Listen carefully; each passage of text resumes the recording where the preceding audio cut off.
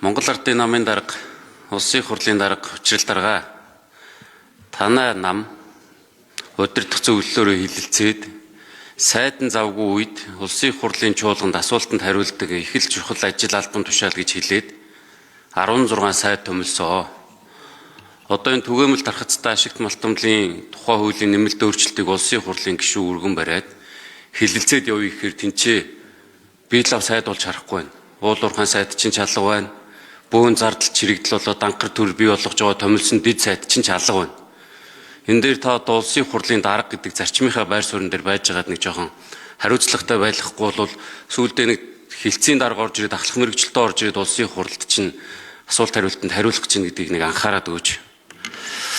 Тэгээ ер нь бол салбарын уялдаа холбоо ерөөсөө байдгүй яг энэ асуудалтайгаа холбоотой ярихад бүх асуудал болж уул уурхай юм за яг түгээмэл тархацтай ашигт малтмлын тухай хуулиар лиценз олгоё гэдээ олгоо явуулдаг нөгөөх нь нийслэл дээр давхцал гарчдаг.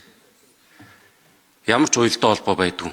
Энэ уялдаа холбооны чиглэлд одоо энэ ийм Монгол гэдэг юм уу захин Монгол гэдэг юм уу бөө юм болоо яваад идэг тэр байгууллагууд нь датануудаа нэгтгэдэг юм уу мэдээллүүдээ нэгтгэх чиглэлд ажиллахгүй бол асуудал тэнцэнэ очоод гацчдаг. Өнөөдрийг болтол ер нь тийм л байгаа. Тэгээд энэ ажил ч урагшаа явж чадахгүй сүүлдээ нийслэлийн зовлонтой байдлыг шийдэхин тулд нийслэлээ сонгогдсон гишүүд энэ түгээмэл тархацтай ашигт малтмлын тухай хуулийг өргөн барьж байгаа бох. Ер нь зүгээр энэ ашигт малтмал гэд ярихад одоо энэ нийгэмд дагуулдаг хар сэртэй асуудал ч ерөөсөө тэр шүү дээ. Хайгуулын ч бай, ашиглалтын ч бай нэг тусгай зөвшөөрлөө өгдөг. За тэгээ бодит байдал дээр очиод хайх ажиллаа хий, ашиглах ажиллаа хийгээд очихоор хайрладагчгүй, ашиглуулдагчгүй баахан байгаль хамгаалагч нар гараад ирдэг ухуул нь ухуулахгүй хортой хоргүй гэд бүх асуудал ярьдаг. Зүгээр яг ингээд төр лицензээ ашиглалтын ч бай, хайгуулын ч бай лицензээ өгж байгаа юм бол яг лицензийн эзэн ийм ажиллаа хий, орон нутаг энэ ажиллаа хий, иргэд энэ хяналтаа тавь, ухуул нь ухуулахгүй гэдгээ лиценз өгөхөөсөө өмнө шийдээд өгцснийхөө дараа бол ажлуудыг хийлгэхгүй бол Монгол улс хүссэн үсээгүй уул уурхай орон. Тэгээ энэ дээрээ бид нар асуудлаа шийдээ явж чадахгүй бол одоо нийгэмд гараад харахад 5 толгой эрдэнэт дээр л нэг лицензийн маргаан байхгүй байх шиг байна. Тэрнээс оюутлагоогоос өгсүүлээд хайгуулын шинэ лиценз хүртэл бүгдээрээ лицензийн маргаантай ажиллаа хийж чаддгүй. Тэгэхээр энэ асуудлуудаа шийдэх чиглэлд энэ уул уурхайн сайд, дэд сайдтай чи ярих гэхээр одоо хинтээ ярих. Ийм хариуцлагагүй улсын хурал байх юм бол одоо эн чинь бас их л хариуцлагагүй байдал руу орох гэдэг чинь их хурлын дарга. Зүгээр яг энэ хилцэж байгаа асуудалтай холбоотой бол уялдаа холбоогоо сайжруул гэдэг санал хэлье.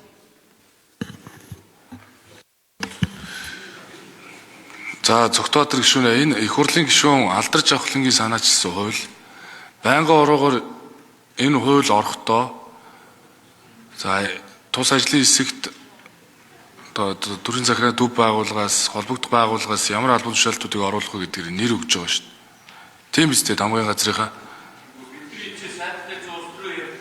Харин энэ чинь нөгөө их хурлын гишүүний санаачилсан хууль байнгын орон дээр ингээд энэ дэд сайд майд төрийн нарийн тэр нэрийг өгөл дөө. Тэгээ нөгөө засгийн газраас санаачлаагүй хууль учраас гээд их хурлын гишүү өөрөө энэ хуулийг боловсруулсан өөрийнхөө багийнхныг одоо өөрийнхөө зөвлөхийг тэгээ энэ хуулийн дээр ажилласан багийнхныг ингээд ажлын хэсгээ оруулаад ирсэн байж тийм ээ та алдраа дарга та тэгж оруулж ирсэн юм байна шүү. Тэрийг зүгээр ойлгоорой. Хэрвээ Алдарч Авхлан дарга дээрэс нь энэ байнгын орон дээр яамныхныг агентлагийнхныг оруулж ирэх шаардлагатай гэвэл нэрээ өгөөд оруулж ир. Энэ дэр сайдын дуудах уу, дэд сайдын дуудах уу гэдэг ажлын хэсгээр бол оруулж ирэх хэрэгтэй шүү. Цогтбаатар гишүүний шаардлага зөв. Гэхдээ яг дэгээрээ бол их хурлын гишүүн хууль санаачлагтаа хуулийн дээр ажилласан бага ажлын хэсэгтээ оруулаад ингээ асуултанд хариулж байгаа. Сайна доктор жишээ нэг хариулдаг шүү дээ. Зөвлөхийн хуваар. Тэгээд хэрвээ яам агентлагаас холбогдох албан тушаалтнууд орж асуултанд хариулах хэрэгтэй бол байнгын орон дээр нэрийн энэ чуулганаар оруулж ирэх хэрэгтэй. Ер нь энэ их хурлын гишүүн санаачилсан ч бай холбогдох сайд нэг заавал орж ирэх хэрэгтэй шүү дээ. Энэ Цогтбаатар гишүүний яриад байгаа бас шаардлага зөв. Тэгэхээр алдраа дарга та өөрөө юу гэж үзэж байгаа. Тэгээ Цогтбаатар гишүүний асуултанд хариулъя. Гэхдээ би Цогтбаатар гишүүн санал нэг байна. Би энэ Батбаатар гэдэг сайттай холбогдоод би ийм хууль өргөн барих гээд байна. Хоёулаа хамтарч ажиллагээд би одоо байгаль хамгаалах, усны эрхийг хамгаалах хууль санаачилж гэсэн ингээд гадаадаар яваад олддгүй юм байна лээ. Миний утсыг аваагүй.